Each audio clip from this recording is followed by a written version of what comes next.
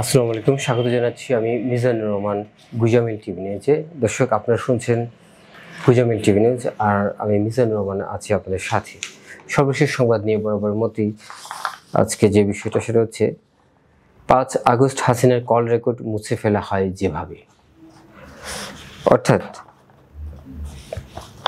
গত বছরের 5 আগস্ট শেখ হাসিনা যখন দেশ ছেড়ে পালিয়ে দিল্লিতে অবস্থান করছেন, ঠিক সেই সময় ঢাকায় তার কল রেকর্ড মুছে ফেলার কাজে ব্যস্ত ছিলেন টেলিযোগাযোগ নজরদারির জাতীয় সংস্থা ন্যাশনাল টেলিকমিউনিকেশন মনিটরিং সেন্টারের এনটিএমসি।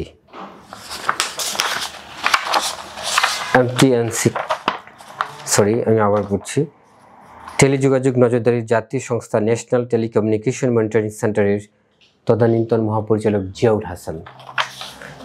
আন্তর্জাতিক অপরাধ ট্রাইব্যুনালের তদন্ত সংস্থা সূত্রে জানা গেছে, লোক পাঠিয়ে সেদিন সন্ধ্যায় এনটিএমসির সার্ভার থেকে মুছে দেওয়া হয় শেখ হাসিনার 4টি ফোন নম্বরের মালিকানার তথ্যসহ অন্তত 1000 কল রেকর্ড। সোমবার আন্তর্জাতিক অপরাধ ট্রাইব্যুনালের বিশেষ তদন্ত কর্মকর্তা ও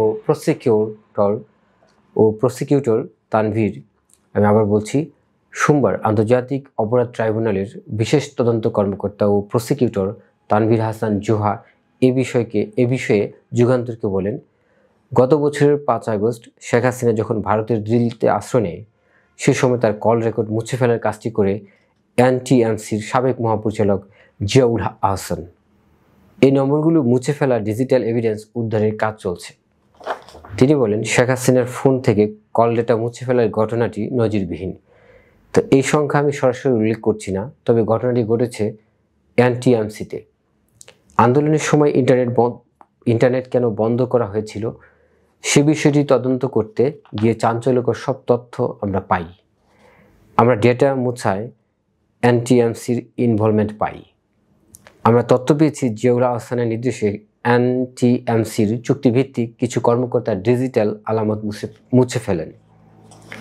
জুলাই আন্দোলনের সময় শেখ হাসিনা কিছু ফোনালাপ উদ্ধার করেন ট্রাইব্যুনালের বিশেষ তদন্ত কর্মকর্তা। সেখানে মরণাস্ত্র ব্যবহার, হেলিকপ্টার থেকে গুলিসহ নানা নির্দেশনা দিতে শোনা যায় শেখ হাসিনাকে। জুলাই আন্দোলন দমন ও হতাহতের তথ্য গোপন করতে তখন বন্ধ করে দেওয়া হতো ইন্টারনেট। কে জানতো এই ইন্টারনেট সেবা বন্ধই কাল হয়ে উঠবে শেখ হাসিনার জন্য?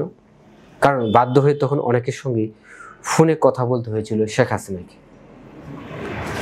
দর্শক, এই ছিল এখনকার মতো সর্বশেষ আপডেট। একটা বিষয় যেটা বলতে চাচ্ছি সেটা হচ্ছে, এই যেখানে মরণাস্ত্র ব্যবহার, হেলিকপ্টার থেকে গুলি সহ নানা নির্দেশনা দিতে শোনা যায় শেখ হাসিনাকে, এবং জুলাই আন্দোলন দমন ও হতাহতদের তথ্য গোপন করতে তখন বন্ধ করা হতো ইন্টারনেট। দর্শক, এই বিষয়গুলো সবই কিন্তু ধামাচাপা দেওয়ার চেষ্টা চলছিল, এবং বহু পূর্ব থেকে এই ধামাচাপা দেওয়ার চেষ্টা চলছিল। এবং শেখ হাসিনাকে বলতে শুনেছি যে আসলে উনি কি করেছেন, যে কেন ওনাকে ফেসিস্ট বলা হয়। মানে উনি নিজেও বুঝতে পারছেন না আসলে উনি কি করেছেন। তো এখন তা বিভিন্ন ফোন আলাপ দর্শক আপনারা শুনতে পেরেছেন যে বিভিন্ন রাজনৈতিক ব্যক্তিবর্গের সাথে তার ফোন আলাপগুলো ফাঁস হচ্ছে এবং সবগুলো বেরিয়ে আসছে। হ্যাঁ, এখন এবং শুধু তাই নয়, ওগুলোর যথোপযুক্ত যাচাই বাছাইয়ের পর বিভিন্ন সংস্থা এগুলো যাচাই বাছাইয়ের পর দেখলো যে এর টোটালি এগুলো ওনাদেরই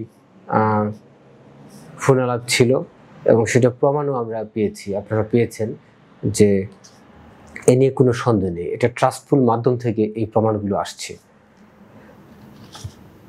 দর্শক, এই ছিল এখনকার মতো। আসসালামু আলাইকুম।